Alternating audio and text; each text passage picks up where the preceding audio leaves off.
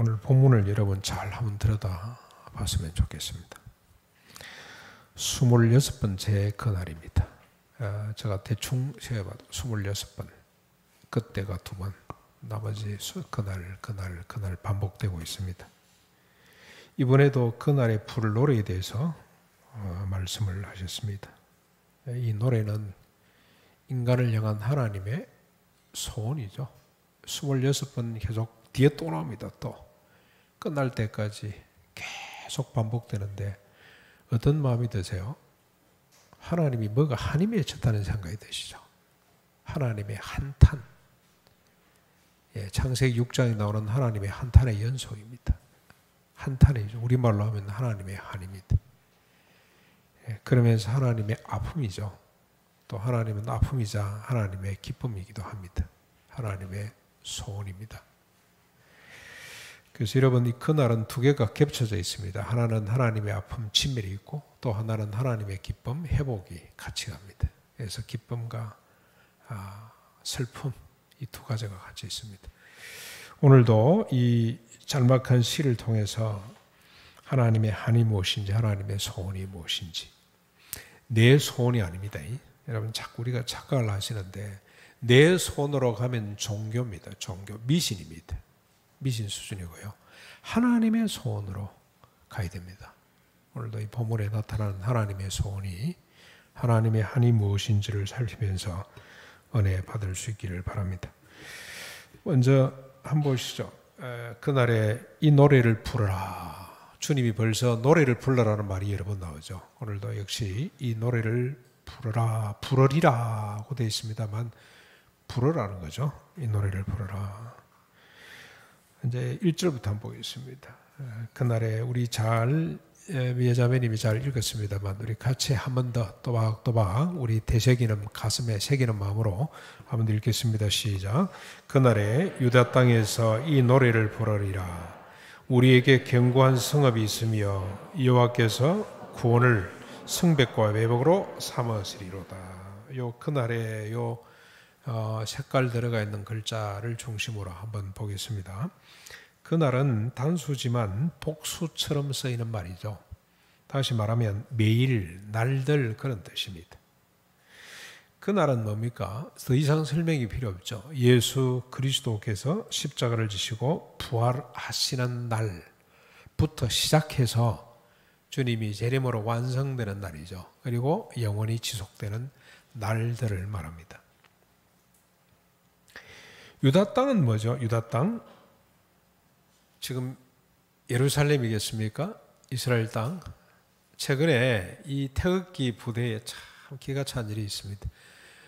성조기까지는 또 뭐 그렇다 치는데 지금은 무슨 기가 하나 더 또 등장해 있죠. 어느 국기가 하나 더 나왔습니다. 혹시 뭡니까? 이 태극기 부대 혹시 나가신 분 안 계시나요? 기가 하나 더 있어요. 이스라엘 기가 올라가 있어요. 한국 기독교죠. 기독교 수준입니다. 그날 유대 땅으로 이렇게 해석을 하는 것 같아요. 이 본문을 아마 그렇게 해석을 할 겁니다. 전혀 아닙니다. 그 땅하고는 아무 상관이 없습니다. 그럼 유대 땅은 무슨 땅을 말하죠? 오늘 우리가 모이는 이곳이 유대 땅이에요. 신약의 교회. 여러분, 우리 투례교회는 모이는 교회뿐만이 아니고 흩어진 교회를 강조해 왔죠. 앞으로도 계속 강조가 돼야 됩니다. 우리 교회 정통성 가운데 이번에 우리 임직자들을 앞두고 장로님, 만물이 이제 역사, 우리 정통성, 방향성에 대한 정리를 하셔가지고 이야기를 너무 자세하게 잘 정리를 했어요. 다음에 이걸 한번 또 정리해서 글로 이렇게 주보에다 게재하는 것도 필요하겠다는 생각이 드는데, 그 중에 하나가 우리 정체성, 방향성이 뭐냐면 모이는 교회, 흩어지는 교회입니다. 흩어지는 교회, 어디로 흩어집니까? 가정으로, 직장으로. 그래서 이번에 우리 오늘 일부 예배 때 박 집사님이 기도를 하셨는데 아주 중요한 기도를 하셨어요. 하나님, 이번이 기회입니다. 무슨 기회냐? 흩어진 교회의 현실을 볼 수 있는, 흩어진 교회를 우리가 다시 세울 수 있는 기회가 됐어요. 지금 인터넷으로 예배 참여하신 분들은 그게 바로 교회죠. 흩어진 교회라고 보시면 돼요. 모이는 교회도 잘해야 됩니다만 흩어지는 교회, 직장도 우리 교회입니다. 직장 속에서 우리가 노래를 불러야 됩니다. 그게 유대 땅입니다. 앞으로 이 노래를 불러야 될 유대 땅이 어디냐? 성도가 모인 교회, 흩어져 있는 교회, 직장 속에 우리 성도가 살아가는 곳이라면 어디든지 유대 땅이 되어야 하는 겁니다. 그날 교회에서 우리가 이 노래를 부르게 되는데, 노래를 부르리라 라는 시제가 재미있습니다. 이게 미완료죠. 부르리라, 앞으로 부를 것이다. 지금 우리는 이미 성취됐습니다만 부르리라 남성 단수예요. 남성 단수. 이 말은 무슨 말입니까? BTS가 노래하면 BTS입니까? 뭐죠? BTS가 노래하면 떼창이라 그러죠. 떼창. 아이들이, 전 세계 아이들이 열광을 하고 한번 공연을 하면 한 10만쯤 모여가지고 그냥 떼창을 부르잖아요. 떼창. 어? 그런 노래가 아니라는 뜻입니다. 단수라고 하는 의미는 한두 사람, 한 사람이나 또는 한두 사람이 부르는 노래, 한두 사람으로부터 시작되는 노래, 고독한 노래일 수 있다는 뜻이 이 속에 들어가 있습니다. 이 노래를 좋아하는 사람이 많지 않을 것이다. 이 노래를 이해하고 부르는 사람이 그렇게 많지 않을 것이다. 그런 뜻입니다.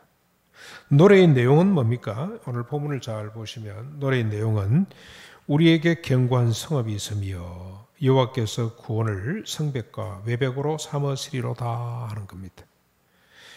다시 말하면 여호와께서 내벽과 외벽으로 쌓은 견고한 성읍, 곧 구원의 성읍이 세워진다 그런 뜻이죠. 예, 우리 같으면 지금은 세워졌다. 구원의 성읍을 노래하라는 겁니다. 계속 그날에 부를 노래를 한번 보시죠. 여러분 2절로 한번 넘어가셔가지고 이것도 같이 한번 읽겠습니다. 찬찬히 시작. 이는 문을 열고 신의를 지키는 의로운 나라가 들어오게 할지어다. 구원의 성읍에 머물면서 노래하는 자는 적극적으로 문을 열어야 됩니다. 그 대상은 누구죠?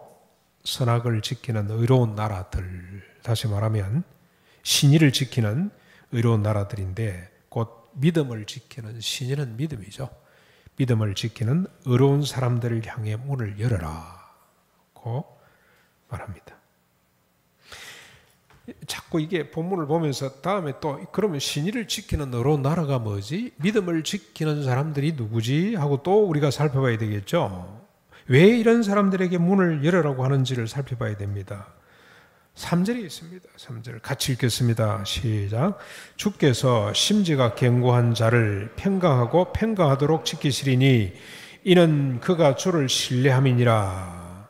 믿음을 지키는 의로운 자들은 심기가 견고한 자들 이렇게 변형이 됐죠. 같은 말입니다. 믿음을 지키는 자들, 신의를 지키는 자들이 누구냐? 심지가 견고한 자들이죠. 그런데 어떻게 심지가 견고합니까?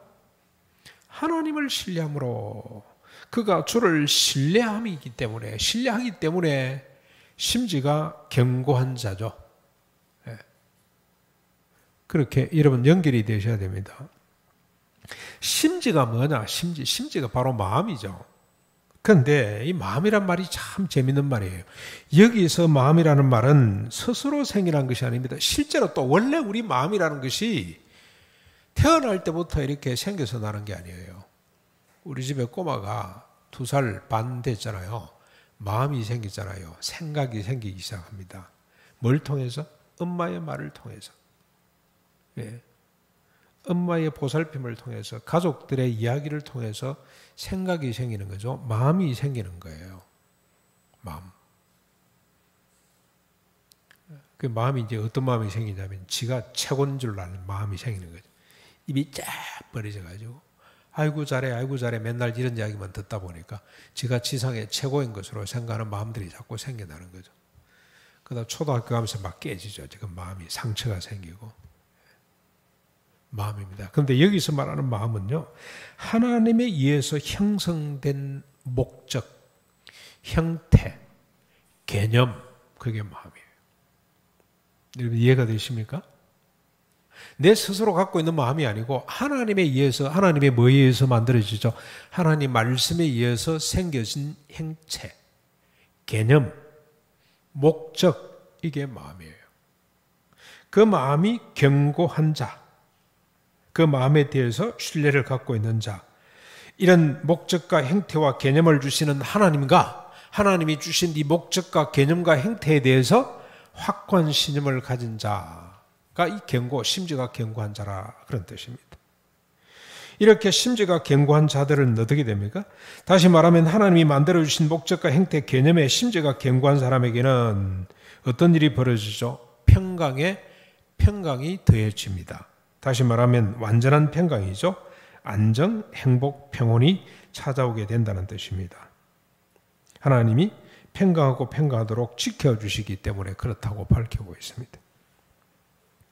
그렇게 해야만 하나님의 의도하신 목적과 하나님의 개념이 계속 그 개인과 또 이 세상의 역사 가운데 흘러갈 수가 있지 않겠습니까?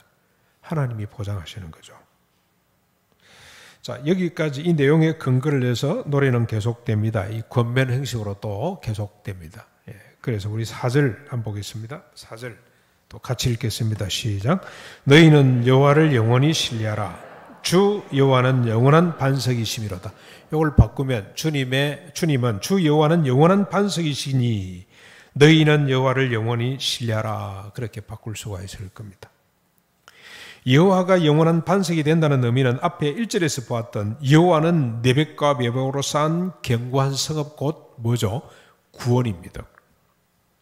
3절에서는 어떻게 이야기를 했습니까? 여호와는 흔들리지 않는 목적, 형태, 개념이라 그런 뜻입니다.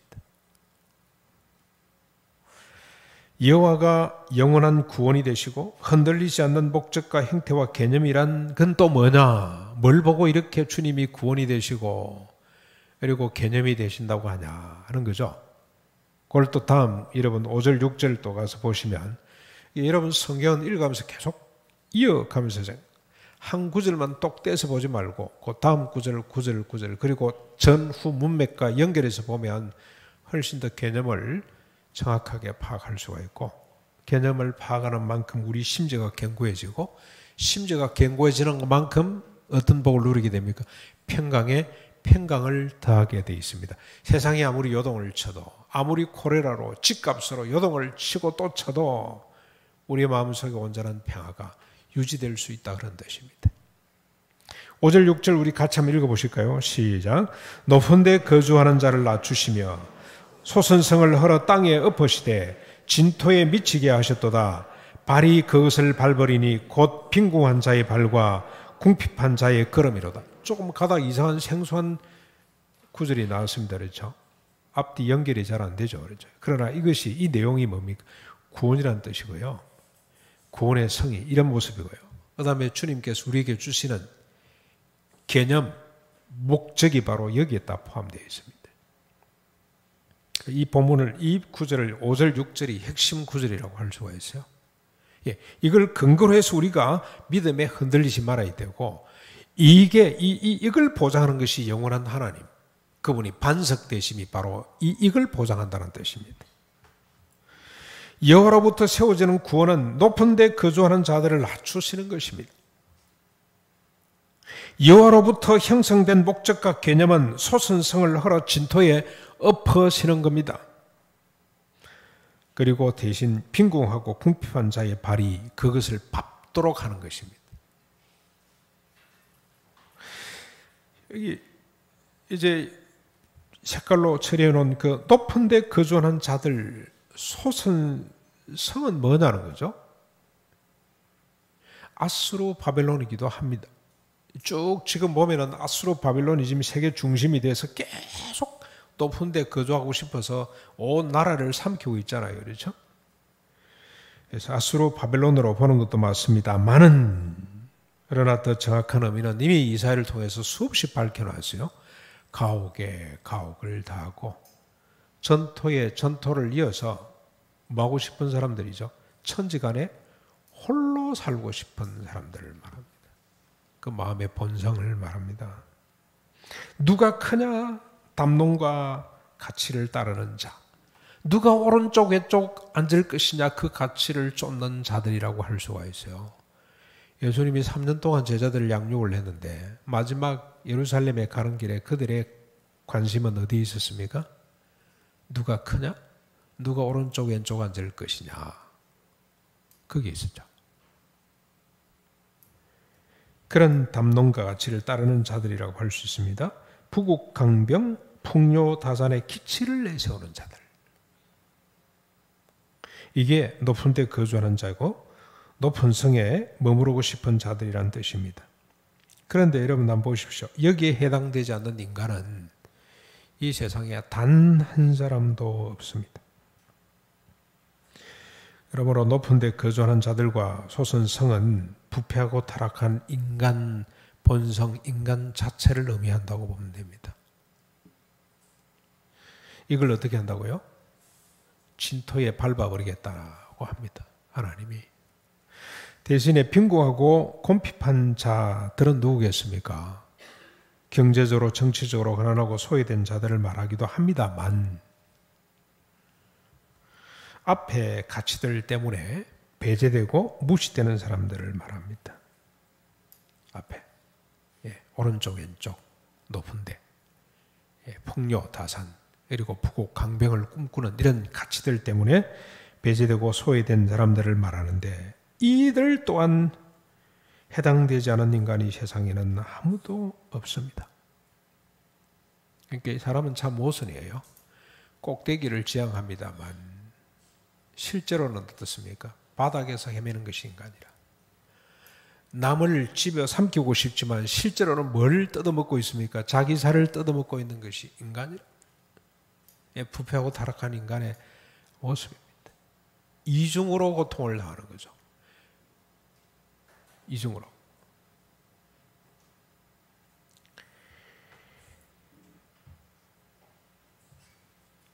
이게 바로 소외된 하나님의 형상이에요. 원래 하나님이 우리 인간을 만드실 때 자기의 형상으로 인간을 만들었잖아요.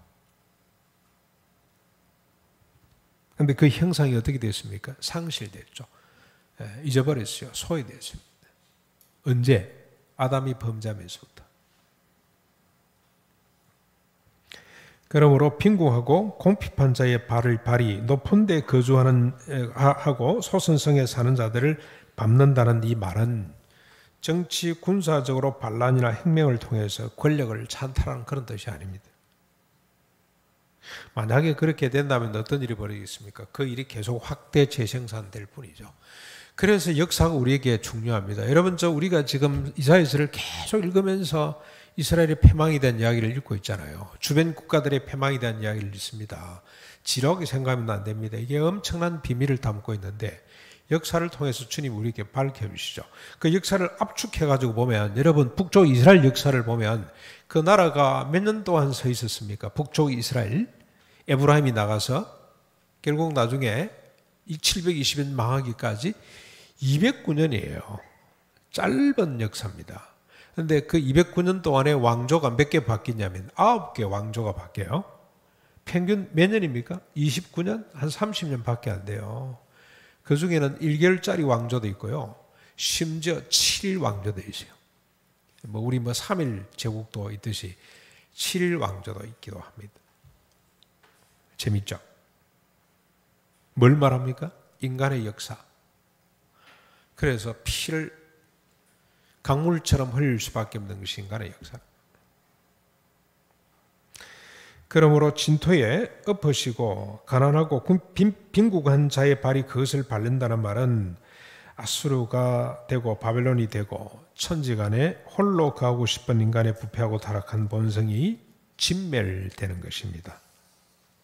그리고 그 본성으로 인해 소외되었던 하나님의 본성이 하나님의 형상이 회복되는 구원을 말합니다.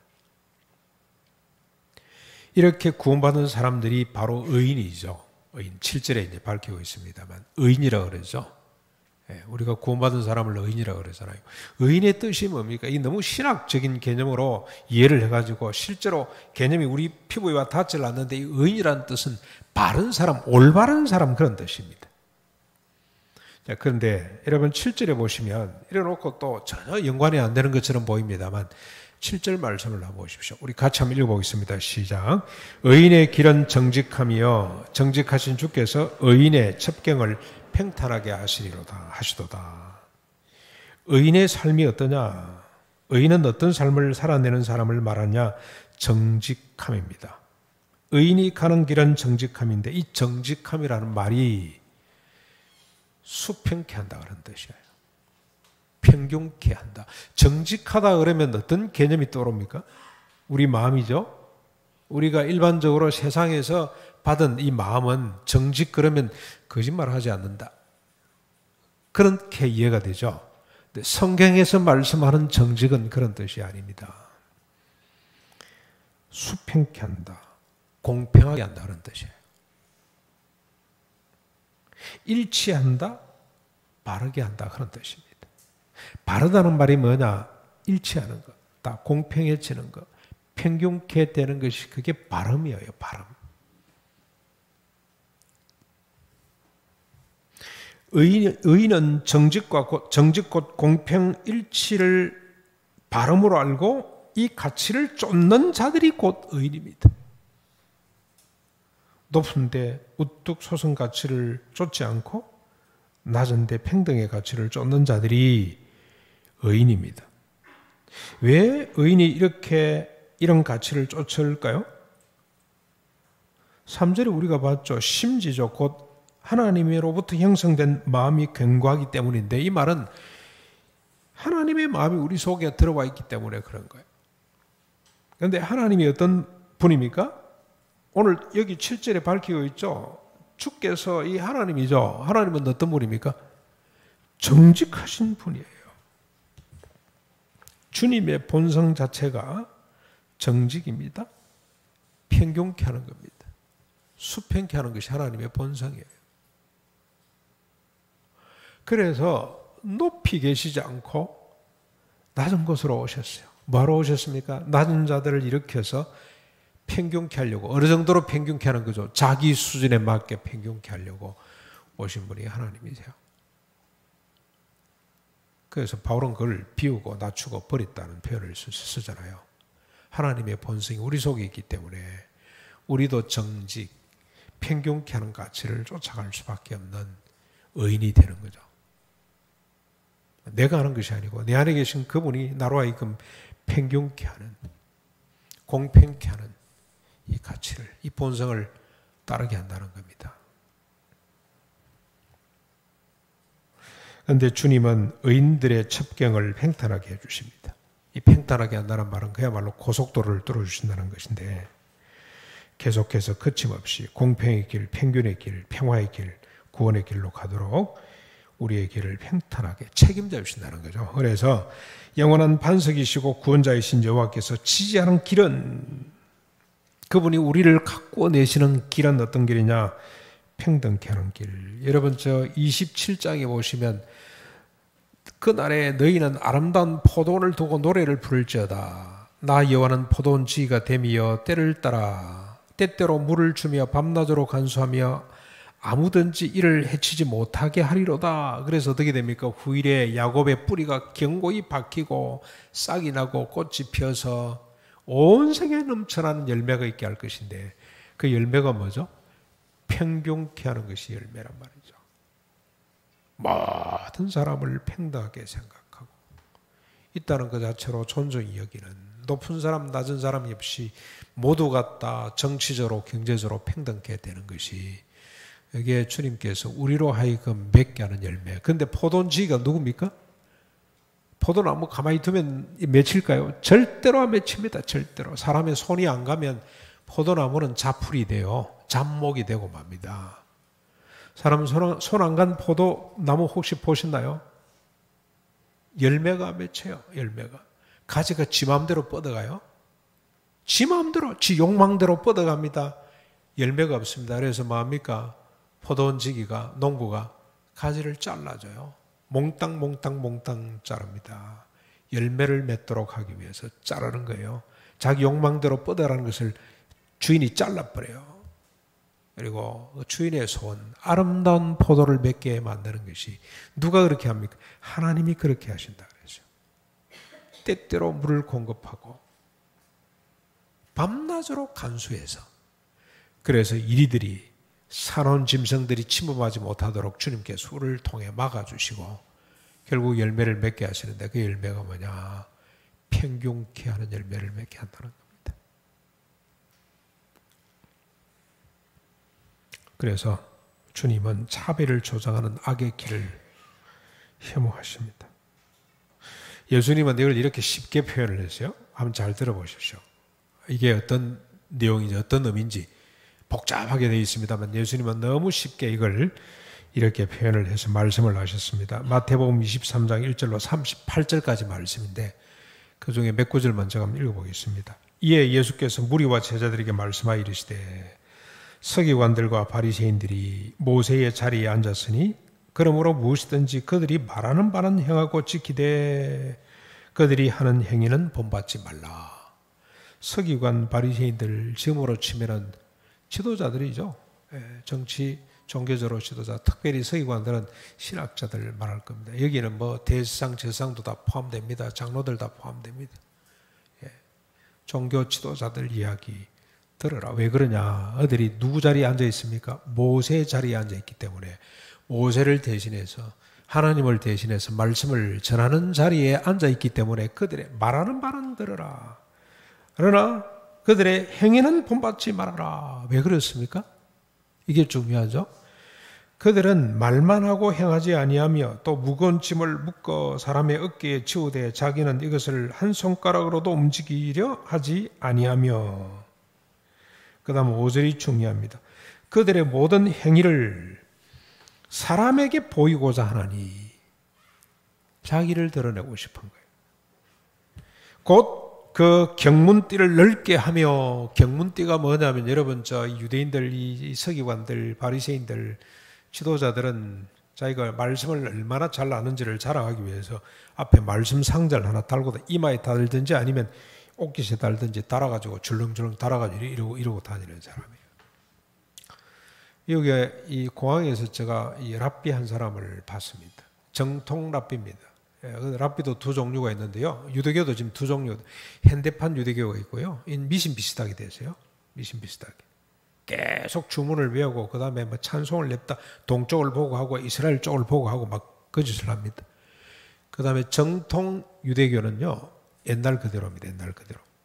근데 그분들은 옷을 이 랍비 옷을 입고 하는데 앞에다 크게 하나 붙들렁들렁 달고 다녀요. 그게 바로 경문입니다. 경문. 그 안에 토라, 율법이 몇 개 들어가 있죠. 그걸 크게 만들어서 그게 크게 이게 자랑이죠. 자랑. 옷수를 막 길게 해가지고 치렁치렁 그러고 다닙니다. 까만 모자를 쓰고 옷수를 길게 하고 또 그들은 어떤 사람들입니까? 잔치의 윗자리와 해당의 높은 자리와 시장에서 문안받는 것과 사람에게 랍비라 칭함받는 것을 좋아하느니라. 그러나 너희는 랍비라 칭함을 받지 말라. 너희 선생은 하나요. 너희는 다 형제니라. 선생이 누굽니까? 예수님 한 분만 선생이고 나머지는 다 똑같이 평등한 형제일 뿐입니다. 형제 자매일 뿐이에요. 여기에 뭐 잘난 사람 못난 사람이 있으면 안 돼요. 한 분 주님만 선생이 되고 나머지는 모두 다 똑같아져야 됩니다. 땅에 있는 자를 아버지라 하지 말라. 너희 아버지는 한 분이시니 곧 하늘에 계신 자신이라. 하나님 한 분만 아버지고 나머지는 다 육신의 아버지도 아버지라 그러지 말라 그런 뜻은 아니죠. 존경받고 싶은 생각을 다 내려놔라. 한 분만 존경받고 나머지는 다 평등입니다. 또한 지도자라 칭함을 받지 말라. 너희의 지도자는 한 분이시니 곧 그리스도시니라. 너희 중에 큰 자는 너희를 섬기는 자가 되어야 하리라. 누구든지 자기를 높이는 자는 낮아지고 누구든지 자기를 낮추는 자가 높아지리라. 평균케 되라는 거죠. 평등케 되라. 화 있을진저 외식하는 서기관과 바리새인들이여 너희는 천국 문을 닫고 너희도 들어가지 않고 들어가려 하는 자들도 들어가게 못하게 하는도다. 그러면서 계속 화 있을진저 외식하는 서기관과 바리새인들이여가 계속 반복됩니다. 바울도 이렇게 경고를 했습니다. 로마서 12장 16절 서로 마음을 같이 하며 높은데 우뚝 솟은데 탁월한데 마음을 두지 말고 그렇게 자기를 느끼거나 생각하지 말라 그런 뜻이죠. 마음을 둔다, 생각을 두지 말고. 도리어 이 말은 반대로 더욱 그런 뜻입니다. 낮은데 짓밟히는 곳, 땅에서 멀리 떨어져 올라가지 않는 곳, 초라한 곳, 겸손한 곳에 처하며 스스로 지혜 있는 채 하지 말아라고 말씀을 하셨어요. 여러분, 높은 데 마음을 두고 스스로 지혜 있는 채 하는 것이 주기도문에 시험 들게 하지 마옵시고 다만 악에서 구하옵소서 하는 내용의 핵심 내용이 됩니다. 주님도 3가지 시험 받으신 거 아시죠? 맨 마지막 시험이 뭡니까? 네가 내한테 한 번 절해라. 그러면 천하만국을 네게 주마. 천하만국이 우뚝 서고 싶은 욕망이죠.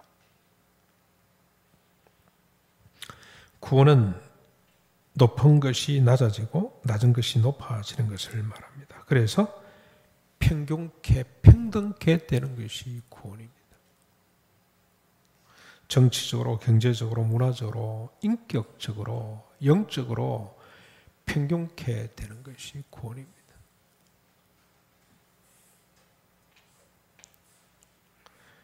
이것만 제대로 되면 오늘 우리가 겪는 수많은 갈등, 이걸 지키는 자, 여기에 심지어가 견고한 자를 평강의 평강으로 인도하신다고 주께서 약속했죠. 이것만 제대로 지키면 우리 삶의 평화가 깃들게 될 것입니다. 개인적으로, 역사적으로 평화를 맛보게 됩니다. 사랑하는 성도 여러분, 지금 우리가 부르는 노래는 어떤 노래입니까?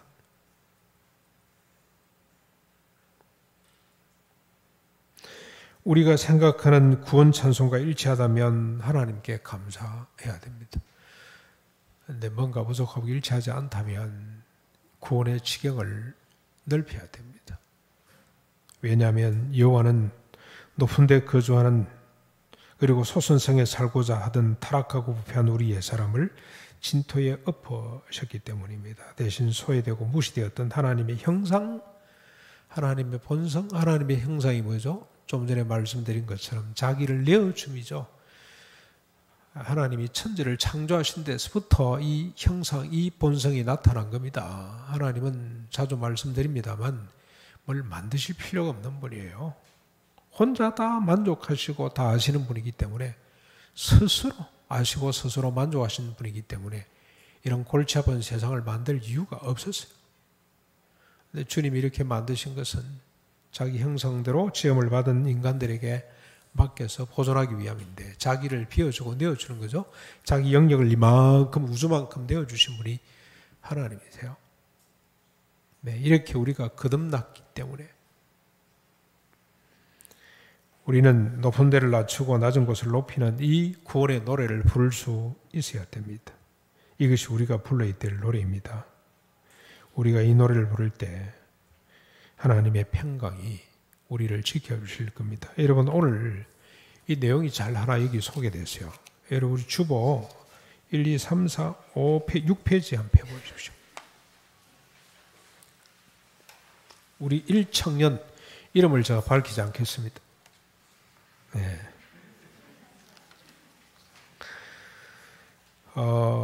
끝에서부터 3번째 문단부터 한번 보겠습니다. 3번째 연부터 제가 보겠습니다. 빈 지하방에서 살면서 이거 잘 한번 들어보십시오. 그때 나는 과연 무엇을 학습했을까? 반지하방입니다. 죄송합니다. 반지하방에 살면서 그때 나는 과연 무엇을 학습했을까? 이 학생이 서울로 와서 반지하방에 살았던 경험이 있죠. 열심히 노력해서 좋은 집에서 살아야지. 이 경쟁에서 살아남아 다시는 이런 형태의 집에서 살지 말아야지.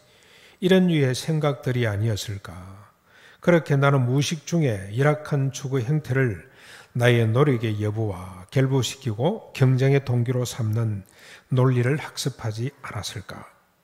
그렇게 나는 삶에 대한 권리마저 경쟁 영역에서 바라보는 괴물로 탄생하게 된 것은 아닐까. 스스로에게 질문을 하지 않을 수 없다. 나의 유토피아는 모두가 안전한 삶의 공간을 영위할 수 있는 사이다. 무엇을 먹을까 입을까 그리고 어디에서 살까를 고민하지 않아도 되는 그런 사회, 유토피아라 하기에는 너무도 소박하다.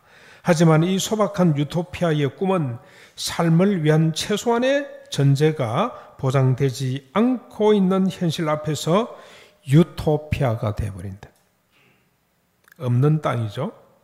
가장 기본적인 조건이 보장되지 못할 때 삶의 전제는 목적이 되어버리고 삶은 생존이 되어버린다. 그럼에도 나는 유토피아를 꿈꿀 수 있고 경험할 수 있다. 그 이유는 교회가 아직 작은 유토피아를 실현하고 있기 때문이다.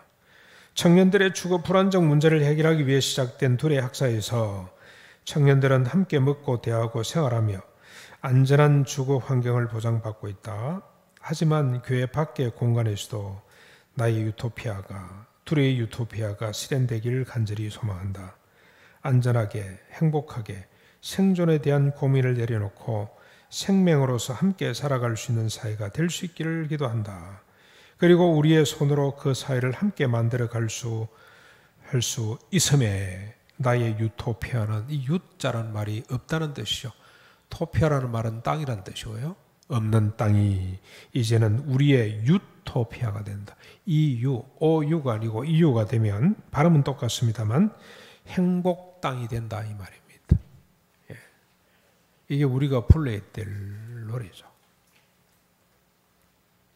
여러분 지금 집값이 미쳤죠. 여기에 아무런 답을 내놓지 못하는 기독교는 뭡니까? 입만 무성한 모아가 나오죠. 이건 아닙니다. 제가 볼 때 이건 구원이 잘못돼서 그래요. 구원에 대한 이해가 짧아서 그렇다는 결론을 내릴 수밖에 없습니다.